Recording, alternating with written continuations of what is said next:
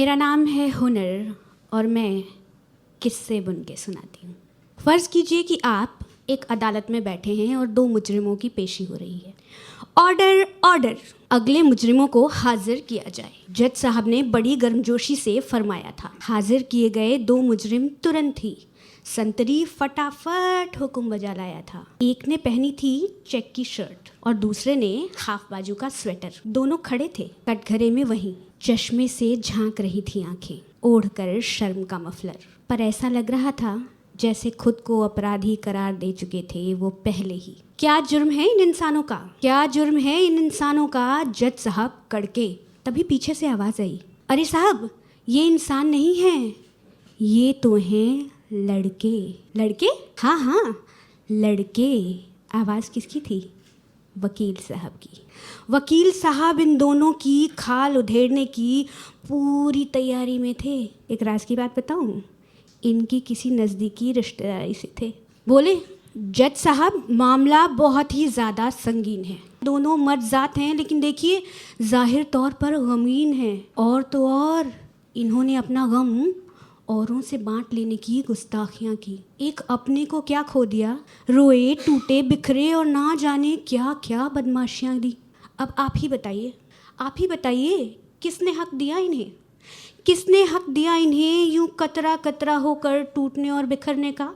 तो क्या हुआ, एक ज़र्रा ही तो छिन गया था जीने का। अरे ये मर्द थे तो कम से कम मर्द की तरह पेश आते। सारी तकलीफ़ों को शराब के नशे में या सिगरेट के धुएं में छल्ले बना कर उड़ाते। शायद उन्होंने गाना नहीं सुना था, हर फिक्र को धुएं में उड़ाता चला गया, हर फिक्र को धुएं में उड़ाता चला गया। इससे पहले वकील साहब आगे गाते, उन्हें याद आ गया कि इनकी तो पेशी चल रही है।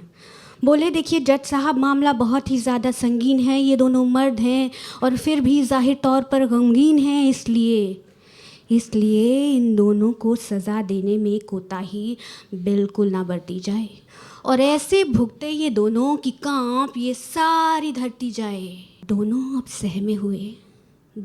सहमे हुए सर झुकाए अपने सारे जज्बात अपने सीने में दबाए बैठे थे।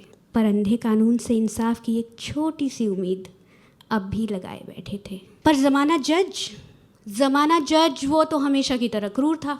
बोला, मर्द का तो चुपचाप सहना और उफ तक ना करना यही तो दस्तूर था। तो फिर क्यों तोड़ी इन्होंने रस्में और क्योंकि मर्द जात की रुसवाई है, इसलिए अभी इसी वक्त से हर तकलीफ़ चुप रहकर सहने की सज़ा हमने इनको सुनाई है। और अगर ये भूल से भी अपनी सज़ा को भूलने की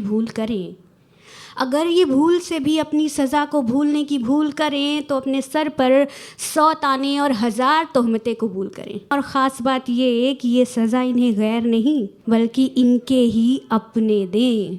ये सज़ा इन्हें कोई गैर नहीं बल्कि इनके ही अपने दें, ताकि भूल से भी ये आँखों से आंसू का एक कतरा भी ना बहने दें। कि तब से लेकर आज तक हर एक मर्द इस सज़ा को बाकायदा निभाता है। और अगर तकलीफ़ में हो ना तो औरों से तो बाद में, यहाँ तक कि सबसे पहले खुद से भी छुपाता है। अगर गलती से रो दे तो उसे अपने सर पर तानों, शिकायतों और तोहमतों का ताज बेशुमार मिलता है। क्योंकि हर एक अपने में उसे एक ज़माना जज तैयार मिलता है। और मैं कलाकार हूँ ना, तो मैं इस सज़ा को सिरे से नकारती हूँ। और मर्द है पर इंसान भी तो है, ये छोटा सा सच मैं जानती हूँ। तो पूछती हूँ सिर्फ एक ये सवाल कि मेरे बाबा महादेव, बनारस की हूँ ना, मेरे बाबा महादेव वो भी तो माँ सती को गोद में उठाकर जार रोए थे ना। और कान्हा, वो तो छलियाँ हैं लेकिन वक्त आने पर कान्हा, उन्होंने अपने मित्र सुदामा के चरण अपने आंसुओं से भिगोए थे ना। और याद कीजिए, भीषण युद्ध में जब लक्ष्मण के सीने पर एक तीर जा लगा था, तो मेरे वीर श्री रामचंद्र ने भीगी पलकों से किया रत जगा था। तो फिर क्यों किसी मर्द को रो लेने का और तकलीफ़ें बांट लेने का हक नहीं? आंसू तो सिर्फ आंसू ही है ना, किसी की मर्दानगी का सबूत बेशक नहीं। तो चलो चलो इन सारी झूठी बेड़ियों से सारे मुजरिमों को आज कर देते हैं आज़ाद। चलो इन सारी झूठी बेड़ियों से सारे मुजरिमों को आज कर देते हैं आज़ाद। क्योंकि दोस्तों एक आंसू से नाप ली जाए इतनी कम तो नहीं है मर्दानगी की औकात। एक आंसू से नाप ली जाए इतनी कम तो नहीं है मर्दानगी की औकात। Thank you so much guys for all the support and all the love. My name is हुनर और मैं किस्से बुन के सुनाती हूँ।